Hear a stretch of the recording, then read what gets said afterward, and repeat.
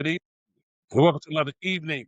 Dr. Flipper and friends featuring the absolute very best in all of women's sports, HBCU athletics, and so much more. We cover all 5 HBCU conferences: the CIAA, the SIAC, the SWAC, the SWAC, MEAC, the MEAC, and the HBCUAC, historically black colleges and universities athletic conference.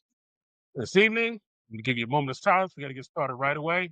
10 seconds of silence. Good evening. I'm going to bring my co-host Jeff in on our news segment in 1 second, but we do have a breaking story to start with tonight. This afternoon, about 3:35 on the campus of Kentucky State University, HBCU College in Frankfort, Kentucky. Yep, another shooting. This time, one student was left dead, another student in critical condition, and the shooter is in custody of someone that does not go to Kentucky State. And so here we go again. Jeff, here we go on our story. Let's talk about it and let's get on into it tonight. Jeff, first of all, welcome aboard. And here we go. Jeff, how you doing? Good evening. How you doing? How's it going, everybody? I Right. hadn't heard about that story, so I have to look into that. But our prayers go out to the persons that were injured or lost their life. Yeah, Jeff, and they're saying it's the 73rd shooting, I believe, in the last year on some school campus. Um, and unfortunately now, Jeff, we all have college kids or had college kids, and they enter the second day of exams. So here's the mother, father, they looking forward to seeing the kids 2 days, 3 days from home for the winter break. Instead, one of them is dead and the other's fighting for their life. We just this gun epidemic. I don't know what do you say. What do you say?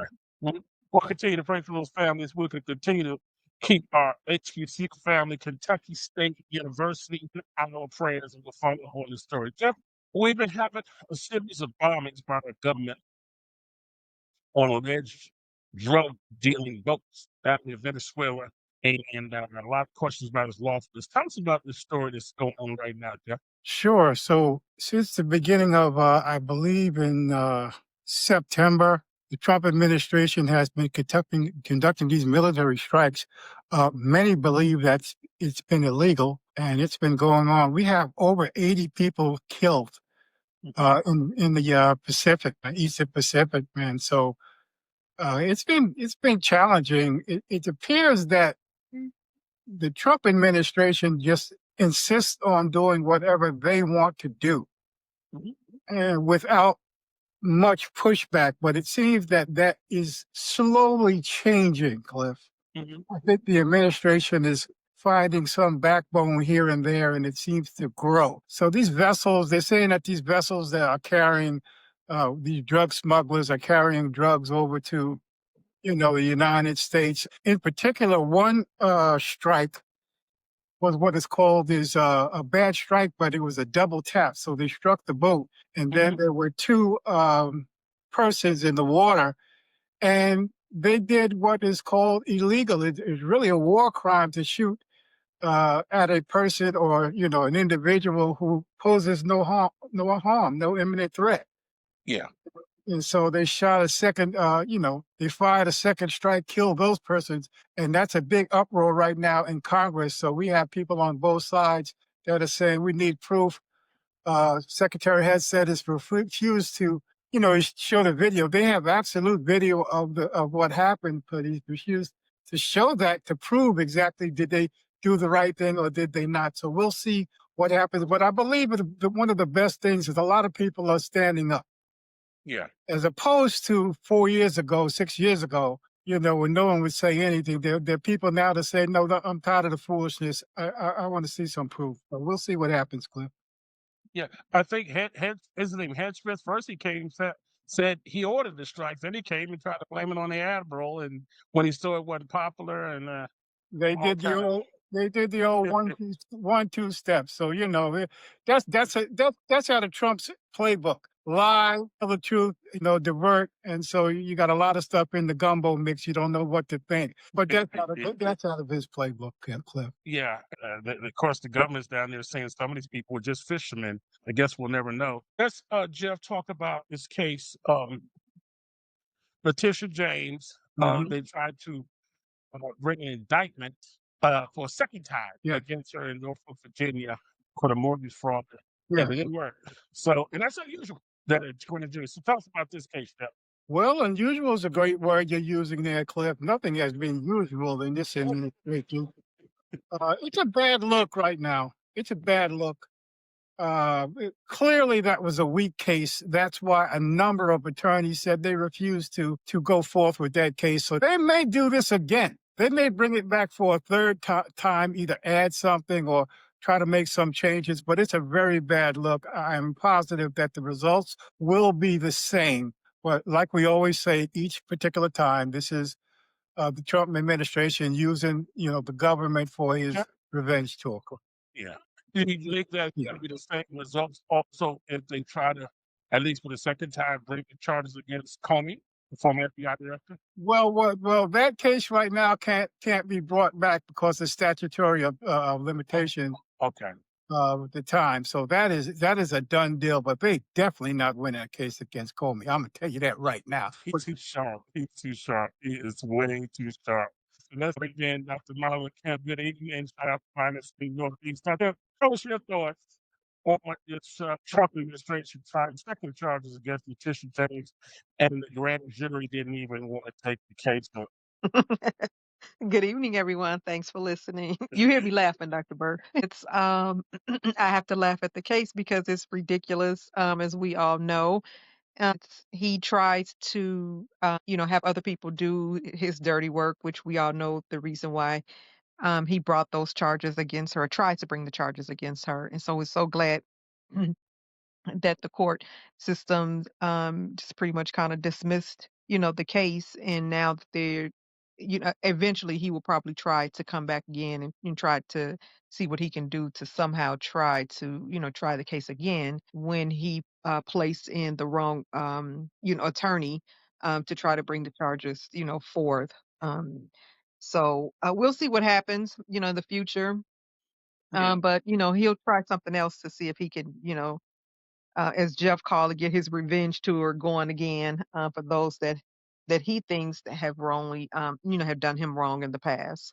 Yeah, and divert the attention away from what's really going on. So you're right. We will keep up definitely with these cases. Listen, I want to move on. Bring Steve in, I want to bring Jim in, a former LA Laker who passed, I believe it was age 54 or 57. Elton Campbell played the league some years. What's your thoughts on Elton Campbell's death? Nice guy. Maddox had a great teammate guy.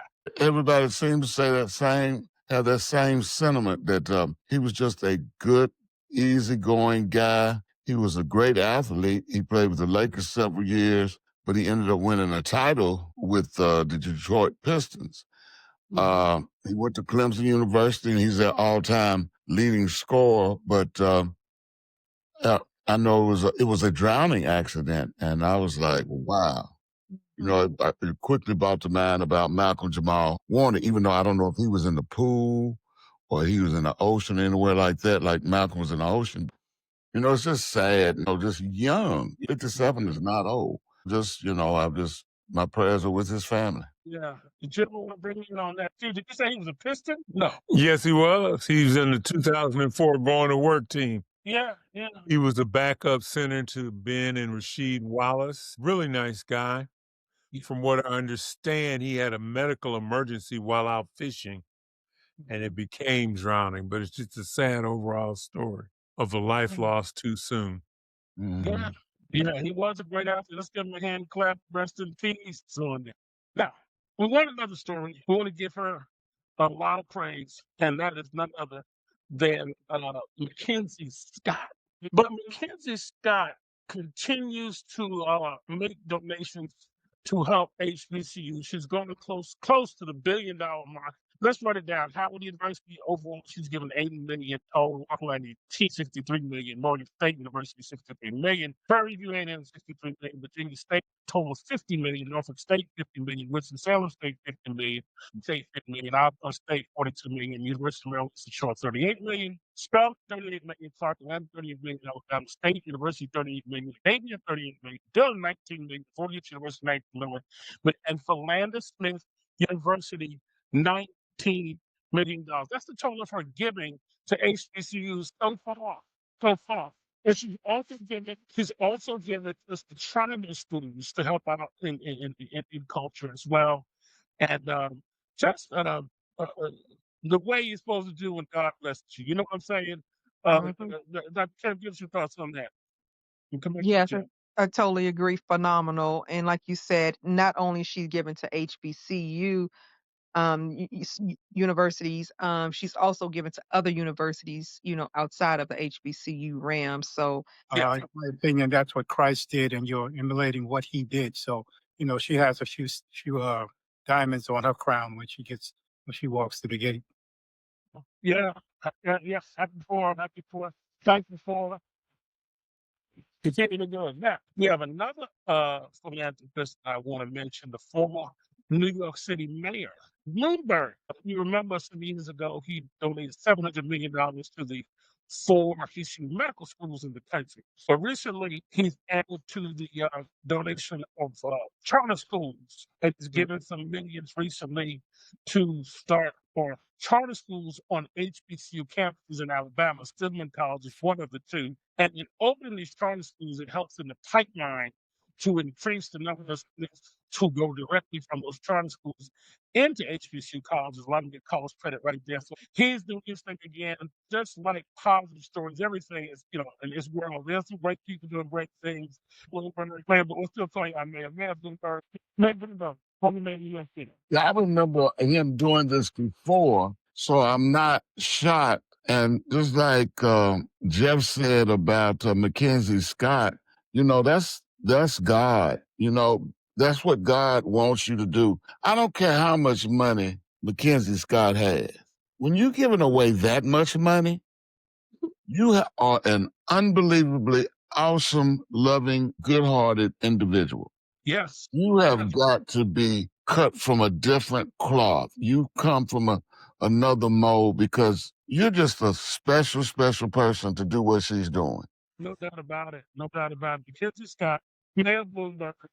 Yeah. Maryland Kenneth, do you have DMX? sure. So we have Mr. Earl Simmons, known as DMX, was born December 18th, 1970, but we lost him April 9th in 2021. It's been that long. Doesn't even seem like it. He was an American rapper. His accolades included an American Music Award, a Billboard Music Award, and 6 Grammy Award nominations. He was regarded as an influential figure in the late 1990s and the 2000s, and known as one of the greatest of hip hop rappers. His music is characterized by his aggressive rapping style and lyrical content varying from hardcore themes to prayers. His violent lyricism helped polarize the horrorcore genre. He began rapping in the early 1990s. He was actually born in Mount Vernon, New York, and excuse me, he passed away in White Plains, New York. He was the father of 15 children. He was known for numerous acting roles that he did, television roles as well as all of the music that he did. I can't believe it's been 4 years since he passed away. Continue to rest Yeah. in peace, DMX. Yeah, man. Yep. She was born. Yes. Nicki. Minaj. Jim. Okay. Onika Tanya Mirage Petty, born December 8th, 1982, is known professionally as Nicki Minaj, a Trinidadian rapper, singer, and songwriter based in the United States. She's regarded as the queen of rap and one of the most influential rappers of all time. She's noted for her dynamic rap flow, witty lyrics, musical versatility, and alter egos, and is credited as a driving force in the mainstream resurgence of female rap since the 2010s. Raised in New York, Minaj began rapping professionally in the early 2000s and gained recognition with her 3 mixtapes between 2007 and 2009. Her debut solo album, Pink Friday, in 2010, topped the Billboard 200 and achieved the largest female rap album sales week of 21st century, spawning a global hit, Super Bass, explored on Dance Pop in her second number one album, Roman Reloaded, which produced top 5 single Starships, The Ink Print in 2014, and Queen in 2018. She's one of the world's best-selling musical artists. Yeah, Nicki, Minaj, Stripey Dip, and Steve. Give us a good minute there. This young superstar, Aaron Fox. Steve, born he's 1220. Steve? The Aaron Martez Fox, nicknamed Swiper, is an American professional basketball player for the San Antonio Spurs of the NBA. He played college basketball for the Kentucky Wildcats before being selected 5th overall in the 2017 draft. Fox had a breakout season in 2023 as he was selected to his first All-Star game, All-NBA team, and was named NBA Clutch Player of the Year, leading the Kings to their first postseason berth since 2006. He also led the league in steals in 2024. He is from Katy, Texas, went to Cypress Lakes High School where he was a star. He was a McDonald's All-American. He went on to Kentucky, as I said, was first team All-SEC, SEC All-Freshman team, and SEC Tournament MVP. He is currently the starting point guard for the San Antonio Spurs. He didn't start the year because, he was injured, but they thought that he would be a great combination to go along with Victor Wembanyama, and I think they're right. And he just is coming into his own. He hasn't peaked yet. He's about there, but he's got some good years still ahead of him for them to do something in San Antonio. So, and as a senior in high school, he averaged 32 points a game. So, I'd have been recruiting him like crazy. But he was a McDonald's All-American. He's very accomplished for a young player. Yeah, upside. All right, great thing. All right, Coach Becky Hammond. Let's talk a little bit about her early life and education. Becky Hammond, she was born in Rapid City, South Dakota. She learned to dribble a basketball at a very young age, playing Nerf ball with her older brother and father, and continued to hone her skills on her home court. She was raised as a devout Christian. Hammond played basketball at Stevens High School in her hometown of Rapid City, South Dakota. And as a junior, she was named South Dakota Miss Basketball. As a senior, she was voted the South Dakota Player of the Year after averaging 26.4 rebounds and 5 steals per game.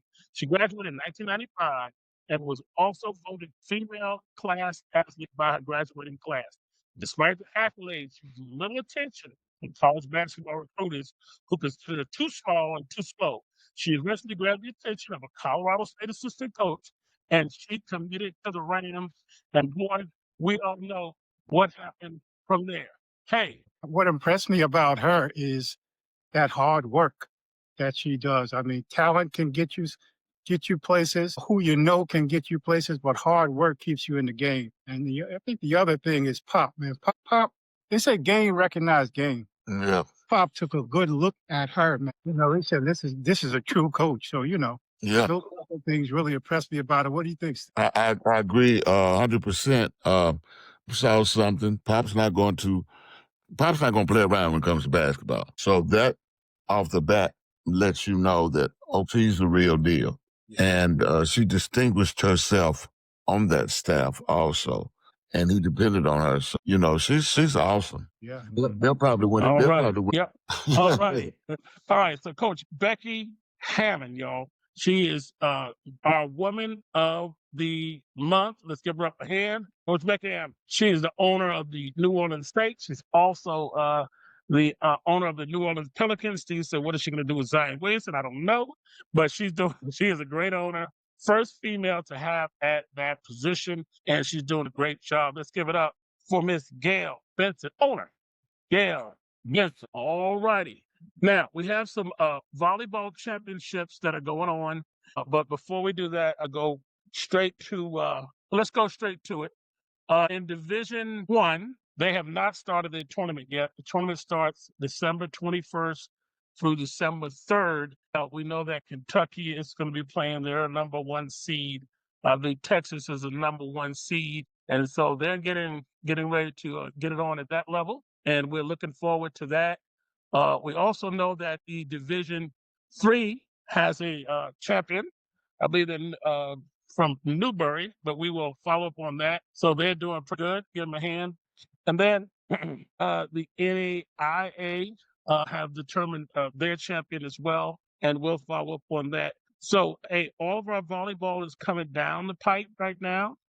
We have D1 left to decide their championships, and it's been a great, great season. We're going to follow up with the women's volleyball All-American team next week, and so we're looking forward to that as well. Now, before we go to commercial, I want to talk some about basketball. The women of Southern University of the SWAC Conference, they have defeated a second team, D1 team that's not in the SWAC conference. They beat Houston of the Big 12, 70-62. Yeah. So it's not unheard of now that we're starting to see some of our teams from the SWAC, the MEAC, Norfolk State has done it as well, defeat some of our other schools in some of these, what we used to still call money games. Huh, Jim? Do you think what's going on? Is the talent matching up now? Yes, but you know what? They won't be invited to any more money games playing like this. Yeah. But you know, they have a veteran team, played a great game, and were able to beat a D1 team. Yeah. And you know, it happens. And you know, sometimes some of these D1 teams get in there and don't take them seriously and end up losing. Yeah. Yeah. Yeah. Jeff, what do you think about what's going on now? This is not the first, especially women's basketball, well, maybe too, but we're seeing a lot of upsets in these early, especially in basketball. Oh, it's supposed to be money games now that's going on, but seems like, is this part of this NIL stuff now, or what do we think is going on that's causing these upsets? Used to not be this way. I don't know. I tell you what, though, once you step inside that square, anybody's vulnerable, and depending on how you show up. No, I mean, if they got one or two players, man, you can give somebody a run, and then on the opposite side, you could come in a little light and take it somebody, don't take them seriously. Anything can happen. That W can show up at any time. Jeff, it's funny you say that because I always said, I don't need but three. If I got three people that can play, I can make the rest of them look good. If I've got three that can play, I can make the rest of them look good. I'd like to have more than three, but like this, if you got two or three good ones especially, you can do something. Yeah. Well, Coach Ariema shows that. Well, he always has more than three, but his role players really play the role. But yeah. So, hey, congratulations. Southern University had some good news the last few weeks. They were 1-10 going into the football game against Grambling the week before and beat Grambling in that big game to finish this season. And now they've got a new football coach in Marshall Falk down there. So, hey, good, great things going for Southern University, the Jags, okay? Before we get into our HBCU scores, I just want to bring this up. We followed up some on the WNBA collective bargaining agreement. And Jim, I don't know if you've been following it, but it seems like things have stalled a little bit. There's a new league being formed, worldwide league, and some players seem to want to defect or at least use it as a threat. But there is even talk of a possible lockout. Jim, have you heard much? But what I'm reading, it's not going well with the collective bargaining agreement. Well, one thing with the collective bargaining agreement, the league has made an offer of, I think, the highest salary would be $1.1 million. The floor would be $400,000, and the average would be $660,000. And that's their initial offer. And I think the league is wise. The players are wise in turning it down to see how far they can go. Now, this other league is started by some players that are playing in the WNBA now. So, they did agree to keep the negotiations going, I think, to the end of the year. Yeah. They did extend that. So I'm hoping that they'll get a contract done before the end of the year. All righty. I'm hoping so too, Jim. I definitely do not want to see a lockout. As we get to March Madness, another month, it's time for draft and get ready to start playing. So let's see how it goes. Now, Dr. Kemp, women's basketball, they're up and going now. In the CIAA, what do you have for us there, Dr. Kemp? All right, Dr. Burden team, in the Northern Division for the CIAA, we have Virginia Union, the overall score is 5 wins and 1 losses. Bowie State 6-1. Virginia State is 5-2. Bluefield State is 4-3. Elizabeth City State is 2-4. And Lincoln out of Pennsylvania is 2-7. In the Southern Division, we have Fayetteville State. Overall conference record is 7-1. Johnson C. Smith is 3-3. Winston-Salem State is 5-1. Claflin is 3-1. Shaw is 2-4. And Livingstone is 1-4. They do have a few games that they've played in the conference, but not that many. This is the CIAA women's basketball standing at this time. All right. CIAA. All right, then roll. Our other division two, the SIAC. Dr. Camp. All right. So for the SIAC, look like they've played a lot more games, but the East Division, we have Allen, overall record is 5-1. Savannah State is 5-1. Edward Waters, 4-4. Clark Atlanta is 3-6. Benedict is 2-3. Albany State is 1-2. Fort Valley State is 0-6. In the West Division, we have Miles College, 6-1. Lane is also 6-1. Tuskegee is 3-3. Spring Hill, overall record is 4-3. Kentucky State is 2-4. Lemoyne Owens is 1-6, and Central State is 1-6 also. And they've played numerous conference games at this particular time. Sounds good. The SIAC, warming up, warming up, warming up. Now, there's no big prizes in the NCAA Division I top 10 teams. The UConn Huskies are number one. And then we've had Texas, Madison Booker.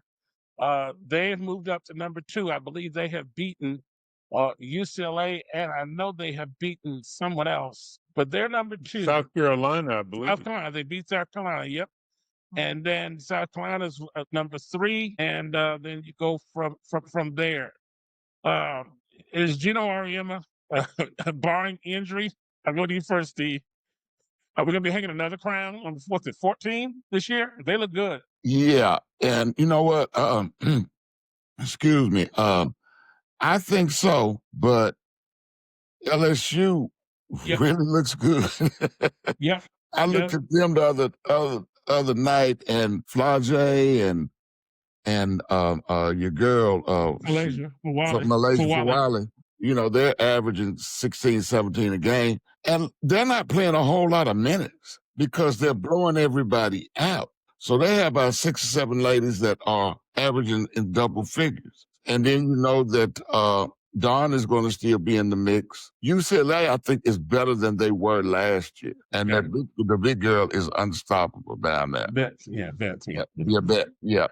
She's good. And so number one pick. One pick.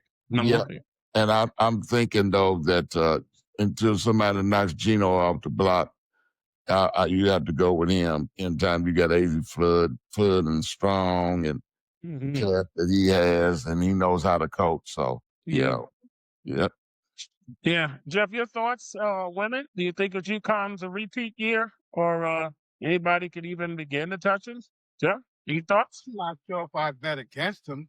I'm not trying to lose my money like that. I agree with Steve. You got a couple of teams that might give them a run. So we'll see. Yeah. I still find it hard to believe, Jim, that Ozzie Fuzz was not on that first team of All-Americans. And I know there's some great players in this country, but boy, she may have been playing. That's hard to believe. And she'll get there. Like Bum Phillips said about Earl Campbell, he might not be the best running back in the league, but you ain't got a call roll long. And I'm telling you, Spurs should have been on there. She should have been on. Absolutely, Steve. I'm a little lost on that, but hey, that's the way it goes. She probably has a chip on her shoulder, but hey, that's the women's top 5 until settled otherwise. We'll go for it. Now, a sport that we haven't talked about much, but we are going to cover it this year. 2 of our conferences have bowling, okay? And they started in November. Their championships are in March. And I want to give them coverage because these are scholarships for young people, So the CIAA, this is their standings. They have a South Division and a North Division. And the Fayetteville State, they're 12-0. Shaw University, 5-7. Lincoln, I believe that's Lincoln. No, Livingston College. Their record is 4-6. Johnson C. Smith University is 3-9. That's the South Division. In the Northern Division, you got Bowie State University, and their record is 11-1. Virginia State University 7-5. Elizabeth City State University is 5-7, and Virginia Union is 1-11. I wanted to highlight though the leading scorer in bowling. She's from Fayetteville State University, Anna Cunningham. Now, I believe a perfect score is 200 in bowling or 300. He's averaging 186.88. They rolling those pins down there, you know? And I just want to, these guys are athletes just like everybody else, performing just like everybody else. And they working hard. What are your thoughts on bowling? But it's a great way to go to college. No question. Yes. I saw it on ESPN, I believe, last year, the CIAA championship. It was very exciting. Yeah. And the way they can maneuver that ball and hook it, hit the pin straight on is amazing. Yeah, I think it's great. I really do. Yeah, all my stuff ends up in God, man, I can't. Why stop? Yeah, I'm trying to hook it out of the gutter. Yeah. My father-in-law's a pretty good bowler. Yeah, that's a touch sport. I mean, it's something you could do well past college, you know? So Yeah. Oh, yeah. Just like golf. just like golf. So listen, we're gonna stay on top of that. That's the CIAA. The only two conferences, and I'm gonna bring the SWAC next week, are the CIAA and the SWAC. I did not see any other of our HBCUs that have bowling going on. I'll continue to do that research. But hey, let's give it up. They deserve it. They're great. Give it up for them. Yeah, all righty. Now, the Clifford and Friends featuring the absolute very best in all of women's sports, HBCU athletics, and so much more.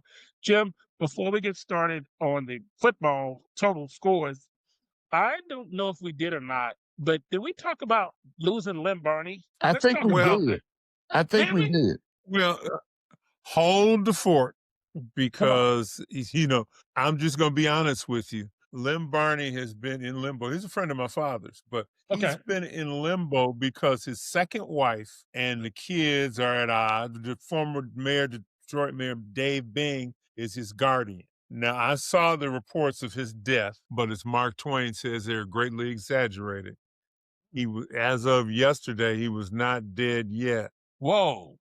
And, it's just baffling, and I hope there's I won't say foul play, but maybe somebody's trying to keep somebody alive to keep the benefits going. I don't know. Wow. But like I said, I'm looking right now, and there is no death yet. Wow. See, I'm a little confused too. That's why I wanted to bring this up. I read it, and then I didn't read it. I mean, I couldn't see anything follow up on it. And, the NFL didn't make me big, Well, so the I'm like- Hall of Fame had to apologize for calling his death a little early. I remember seeing that over the weekend. Controversy. Okay. It's kind of remind me of Elvis. I shouldn't say that. But like, what's You know how many times I thought Frankie Beverly was dead and argued with my father-in-law and my wife and my niece. I said, Frankie Beverly's dead. No, he's not. And he wasn't. I was like, they said, are you mad because he's not dead? I said, no, I just wish they keep making me think. Yeah. Dr. Kemp, this is an interesting story here. Huh? What's your thoughts, Dr. Kemp? This is interesting. Very, Well, very interesting. Like Jim said, hopefully there's no foul play and people are not keeping, people alive, for in need of benefits or anything like that. So. Jim, one more story before we go on. We have just a little extra time. There's a story in Virginia. I don't know if y'all heard about this story. A football high school coach, Wise County team was very good. They were going to play in the state finals the next week. And he's been disappeared the day before the game and has disappeared ever since. Now, foul play of child pornography downloading, and the police were supposed to talk to him. The last his relatives heard, he disappeared into the woods, gun, and no one has found him yet. This is the story of Virginia high school sport. His team went on to win the next game, which was the semifinals, but I think they lost their final game finals. Has anyone heard of that story? I've heard of it, but I haven't heard of come up with it. Uh-huh. Yeah. And so far, they still haven't found Still haven't found anything, have they? No, they haven't found him. No, or at all. The families are pleading. Everybody's pleading. I thought this was an interesting story, but we'll follow it up. Jim, take us away. Football. Check Here Montana. we go. Like this. Well, everybody was talking about the matchup between Jackson State and South Carolina State. But Jackson State had to play Prairie View in the Pepsi SWAC football championship. And Prairie View upset Jackson State in Veterans Memorial Stadium in Jackson. You know, I was watching the game, and Prairie View took it to them. And their quarterback, Cam Peters, Give it to him. That's Give it to him. had nearly 400 yards of offense. So, you know, he really took it to him. And, you know, he made one mistake at the goal line where he was reaching the ball over, but they got the ball right back. And, you know, they won 23-21. Barn burner. Yeah. Jim, I have a question for you on that one. Rumor has it that TC is leaving Jackson State and maybe going to a bigger school. You think that's true? I've heard the rumor, Cliff. I don't know, because now Dion was not a graduate there. TC is a graduate of Jackson State. But nowadays, with the money is right, that doesn't necessarily matter. No, it doesn't. So I'm hoping, because he was able to extend and go a little further, because he actually has won a Celebration Bowl where Dion did not. So I'm hoping he's going to stay there and continue with that program. Okay. Now the Celebration Bowl is going to be between Prairie View A&M, which I was watching a game and they had a record 80-some losses in the early 2000s. Yes, they did. And now they are a winning program. Yeah. So it proves that you can turn around just about anything. Yeah. South Carolina is making their third trip to the Celebration Bowl. They arrived determined to rewrite last year when they lost to Jackson State under the bright lights. You know, they have a passing offense with William Atkins IV, thrown for 2,300 yards, 17 touchdowns, and 4 interceptions. The backup adds another 1,060 yards, helping SC State average 286 yards per game. So now Prairie View, this is their first time in history that they've been to the Celebration Bowl, and they won their first title in 2009 since 2009. They have a rushing attack with Chase Bingham, Lamagia McDowell, and Peters that combines for nearly 200 yards per game. So it's going to be a battle of styles. You're going to have a passing attack of South Carolina State against the running attack of Prairie View. What date is the game? This game is going to be on this Saturday. Okay. All right. Celebration Bowl. All right. Now, on the other hand, we had Albany State, which won the battle of the HBCUs last week. They had a bad second quarter and lost 31-24 to Newberry. Oh, man. And it's their first loss against a Division II opponent this year while snapping a 10-game winning streak. And they were the last HBCU left, Jim, in the tournament, right? It's 5 HBCUs. They're the last ones left, but they had to knock out another one. Okay. Yeah. Okay. And they had a freshman quarterback had to step in, but you know he showed a lot of promise. And I guess next year they are really going to be something with this freshman quarterback coming in. Congratulations to them. They had a great year. Albany State had a great year. Congratulations to them. Had a great year. They held, just a quick stat on them, they held a 21-17 lead. And they went for a 43-yard field goal to take a touchdown lead. The field goal was blocked and returned for a touchdown, putting them down 24-21 at the end of the first half. Okay. So, you know, give them a good, like you said, shout out for a good year. Yeah. Oh, yeah. And yeah. Hopefully they will continue next year. Now, this mess that started on Sunday, otherwise known as the FBS Football Bowl Subdivision.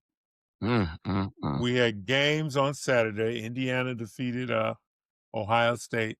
Indiana is the only undefeated team left. Came out of nowhere.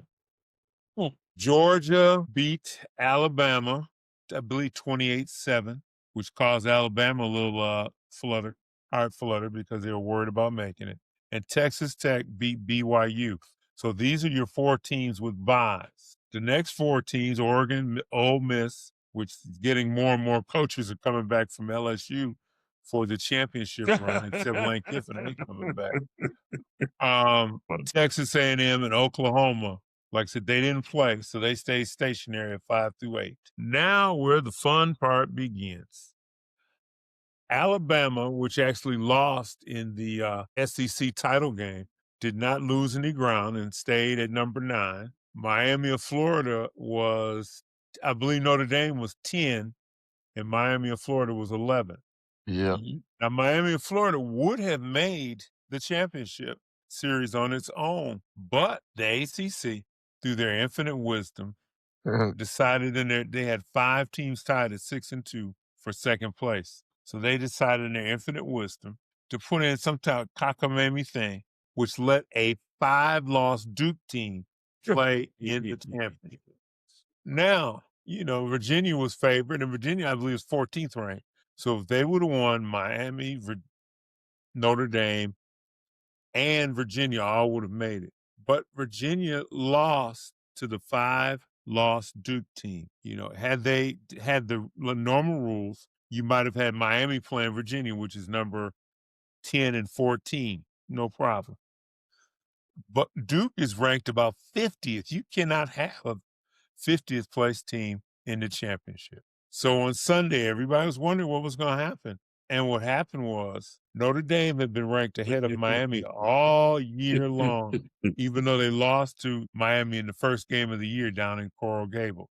So they flip-flopped. Notre Dame was left out because they took 2 partner, what do they call them, the lower bowl subdivision, James Madison and Tulane, which, if you ask me, it's a nice story, give them a nice bowl game, but they do not deserve to be playing for the championship. No. Yeah. And they don't have a chance. Notre Dame, Tulane has already played Ole Miss and lost badly in the regular season. Notre Dame's AD got mad at the ACC for not sticking up for them. But you got to remember, Notre Dame is an independent. Yep. They play 5 ACC games, and they're independent in football, other sports in the ACC.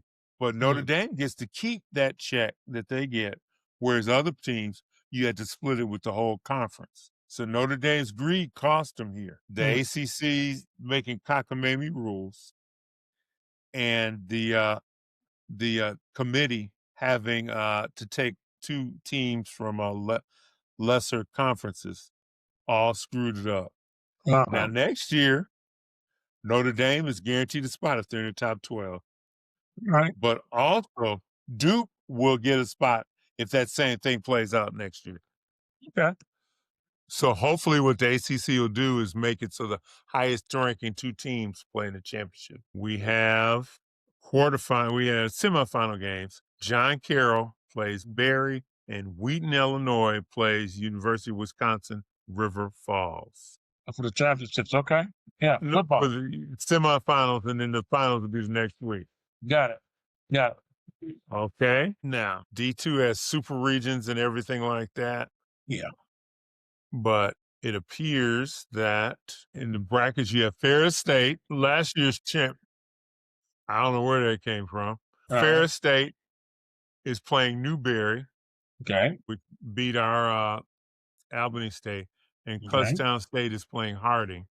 And their championship game, again, will be next week. Now, D2. All right. Good. to the NFL. All righty. We got started with the game on Thursday where the Lions beat the Cowboys 30-44. The Cowboys, people are saying that they're through, but the way Philly played yesterday, they're never through. So look forward to see what Philly's going to do. Seahawks defeated the Falcons. I feel for Raheem Morris because no fault of his own. The quarterback they drafted is always hurt, and the quarterback they paid all the money for can't play. In Kirk Cousins. The Bengals were beating the Bills, and then the quarterback, Joe Burrow, threw 2 interceptions in a 2-throw span, and 1 interception, the guy jumps up caught it, ran in for the touchdown, and they lost 34-39. The Titans, Steve, the Browns.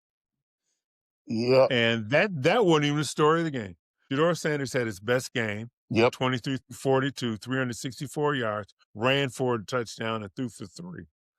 But when they were down 31-17, instead of passing or running, Stefanski tried 2 trick plays. And, the last trick play, Shedeur wasn't even on the field. And they had the running back throw a pass. It was a messed up play. And the dummy did the same thing in the first half when they were on the goal line. They ran the Wildcat. All right. I don't About 2 minutes understand left. that. Got about 2 minutes left. 2 minutes Okay. left, yeah. The Commanders lost to the Vikings 31-0. I do believe that Jaden Daniels should not play again this year. He got nicked up again, so don't want to do that. Dolphins beat the Jets 34-10. The Buccaneers are in free fall. They lost to the Saints 24-20. The Colts have lost to the Jaguars 36-19. The Colts signed Phillip Rivers today to the practice squad, 44-year-old Phillip Rivers. I believe got some Hall of Fame votes this year. So let's see. The Steelers won a game with the Ravens, but the thing about that is there was a call at the end of the game where they called a touchdown, an incomplete pass.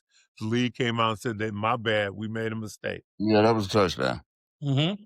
Let's see. The Broncos defeated the Raiders in a good game on Sunday. The Bears lost to the Packers. That's going to be a good game in another week or so when they play again. The Rams beat the Cardinals 45-17. Texans beat the Chiefs 20-10. And the Eagles lost to the Chargers in overtime, 19-21. All right. Highlights for next week will be the Browns play the Bears, the Ravens play the Bengals, Chiefs and Chargers in a game that the Chiefs have to win or else their season is over. Lions play the Rams. Titans play the 49ers. The Cowboys play the Vikings. And on Monday night, you have the Dolphins and Steelers. Ready. All righty. Got the Clip Burton featuring the absolute very best in all women's sports, HBCU athletics, and so much more. You can see us every Tuesday evening, 8 p.m. Eastern Time, 7 p.m. Central. Or you can visit our podcast website, cliftonbutts.podbean.com. I'm going to say welcome to Benita from Nashville, as well as our other engaged listeners. Steve, what do you have for us? Thank you, Jim. Steve, what do you have for us? Okay, with the MEAC, we have Howard University at 5-5, Norfolk State 4-6, Eastern Shore at 4-8, Delaware State at 3-8, North Carolina Central at 3-8, Upper State at 2-10, Oregon State 1-6, South Carolina State at 0-8.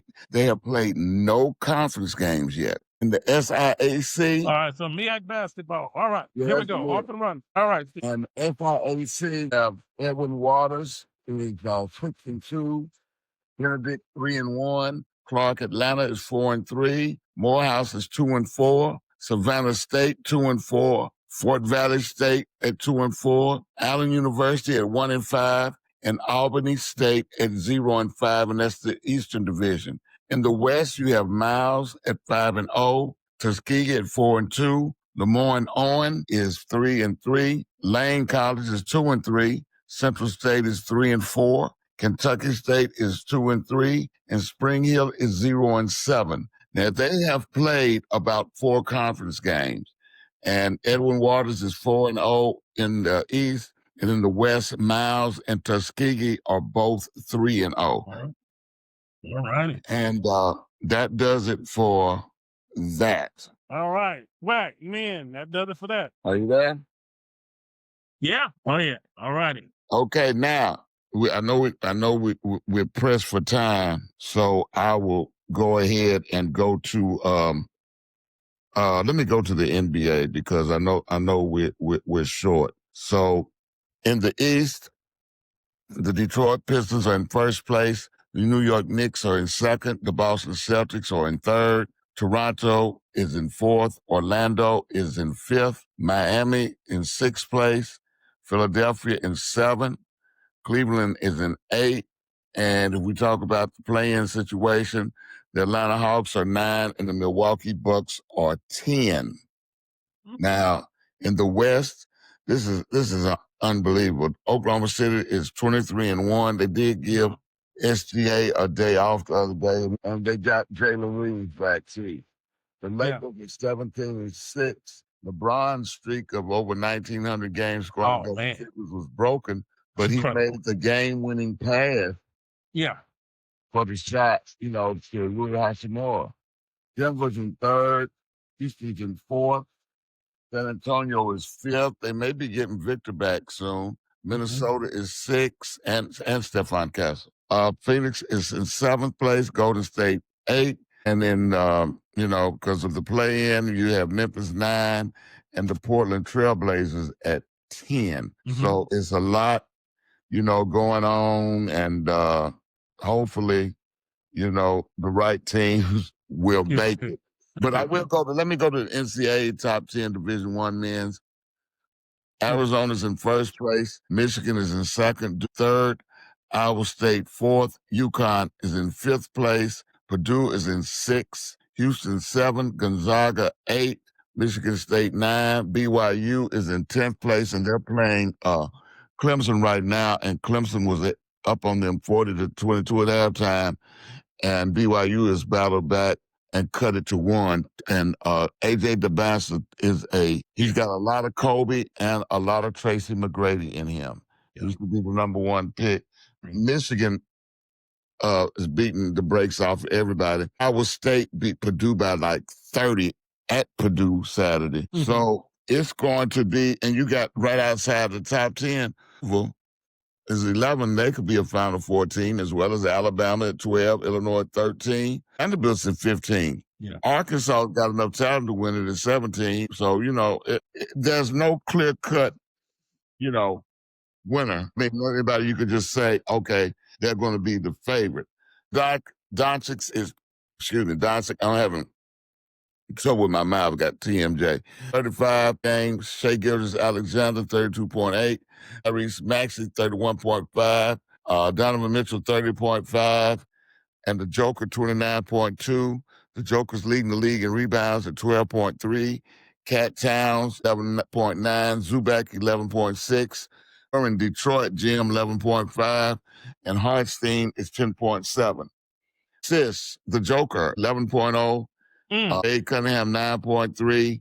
Lucas, 9.1. Josh Giddey out of Chicago, 8.9. And James Harden is at 8.3. So the Joker's fifth in the league. And the Joker's fifth in the league in scoring, first in assists, first in rebound. Tyronn Lue came out and said that That's crazy. The situation, if Chris Paul just didn't work out. And I heard they weren't even speaking. Yeah, I want you to talk about a couple of situations. So they just cut Chris Paul overnight. What happened? They said he was too much of a controversy in the locker room. What was the deal? The Clippers Well, they didn't exactly cut him. Well, basically saying they sent him home and said he wouldn't be playing the rest of the year. But there was too much going on between him and management and Tyronn Lue. And, Chris Paul has that reputation. Yeah, strong person. And sometimes it's not going to work with everybody. And, when Lue came out, he didn't beat around the bush. He said it just didn't work out. Yeah. And so they're trying to see, who's going to pick up Chris Paul. You don't know. Does anybody want to deal with that? He's 40, 41. Yeah. He wasn't hardly getting any playing time with LA, but I don't know if that's a Tyronn Lue, we don't get along thing, or but come on, what you say, Jeff? Jeff? Let that man finish his career the right way. Yeah, let him go somewhere, where he can, let him go to a contender. Let him go to a contender. Since he signed a contract in the summer, he has to wait for the 15th of December for that contract. So they will look to do something then. Yep. What's up with that situation with Giannis wanting out of Milwaukee? And Giannis' agent and the Milwaukee Bucks have said that Giannis has never asked out of Milwaukee. I don't know if it's true, but I do know they're not going to get a championship with that roster. Okay. And I know that he wants another championship, and, he deserves a shot at, being able to play somebody who is, to me, probably the best player in the league. And then you got the Joker and, he's something else. And we've had a Joel Embiid sighting. He's played a couple of games. Oh, So, he might play Monday and you might see him again the next Monday, and it's something, he and Zion Williamson, they're damaged goods. They're damaged goods. And in college, if they say, if you get hurt, that's your fault. Yeah. Hard is harsh, but that's what they say. If you get hurt, that's your fault. Wow. We have about 4 or 5 minutes. First, I want to just say that, thank you. I want to ask everybody here a couple of things, and I know this is not basketball, but I want your opinion, Jim, to get to it. Who's going to win Heisman Saturday night? Jim, who do you have? I think Fernando Mendoza, quarterback of Indiana. What do you think? I'm going Mendoza also. I think so too. Jeff, who do you have for the Heisman? No, I think we're going 3 for 3 on that. Dr. Camp, have you been keeping up with it? I haven't been keeping up. I don't even know who's being nominated this year. Go with Mendoza on us. All right. Now, one more thing. Steve, Jim, Jeff, Dr. Kemp may remember this. The injury on this guy's knee in football in the NFL yesterday for the Redskins. Did anybody see that? I did not. I heard about it, man. No. Oh, goodness. Steve? Jim, did you see it? No, I did not. Y'all will. This Steve reminds me of close to Cornelius Bennett, that injury back in the day. This lineman, I believe, for the Redskins, somebody hit his knee right on the front with the helmet, and the leg went straight back in the opposite direction it bends. He was a veteran. I can't remember his name, but his career has to be over. Oh, man. Yeah, you guys, you haven't seen that hit. I thought everybody's seen it. It's everything is torn. I guarantee you. I'm surprised he didn't go in the shop. It was. You guys will see it. It was one of the worst. Helmet right on the kneecap, went straight back, broke straight back. I mean, the leg broke like a chicken stick, went straight back. And they want to complain about these cats making that money with a 3-year window. Yeah. And this guy's go ahead. He's a veteran. Yeah, he's strong. His career's over. Yeah, it's a wrap. Just off your explanation, it's a wrap. It's a wrap. Everything in this torn. That on the news here, man, in the DMV, man. That's a tough situation. And you're right, man. These short careers, you never know. It could be over tomorrow. So absolutely. Real his tough. is. Yeah, his is. I didn't know if anybody had seen that. So that's it. Jim, did the Chiefs have a chance? Hope not. They always have a chance, but the lights are about to be turned out if they lose another game. Yeah, I think so. But right now, go ahead. Right now, they have to win out in the next 4 games. But what were you about to say? I'm the only one? You're the only one on our broadcast that he hoped. Jeff's in D.C., Dr. Kim and I are up here with the Jets and the Giants, and Steve's with the Titans. So you're the only one who has any hope. How about the Lions, man? They look good against Dallas. Yeah. But they're going to have to win 3 of the next 4. They might lose to L.A. this weekend. But they've got to beat the Steelers next Sunday, the Minnesota Vikings on Christmas. I got 2 wins right there, John. And the Bears, they play the last game of the season. Gotcha. It's down to the nitty-gritty. NFL's coming down to the nitty-gritty. Steve, NBA's picking up. College basketball's here to stay.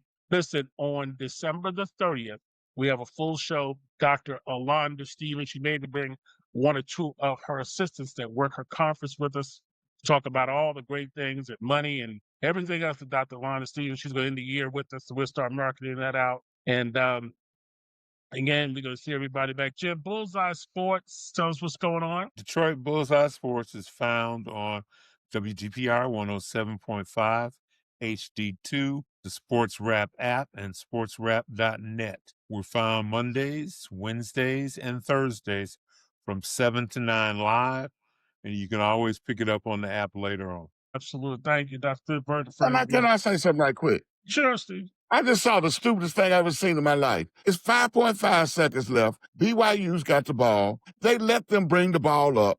He comes across half court, and the coach calls a timeout with 1.5 seconds left in the tie game. All right. Listen, we'll be back at 168. That makes sense to me. The boy that had the ball could have made any shot. My God. All right. Peace and love, guys. Peace and love. All right, everybody. Good night.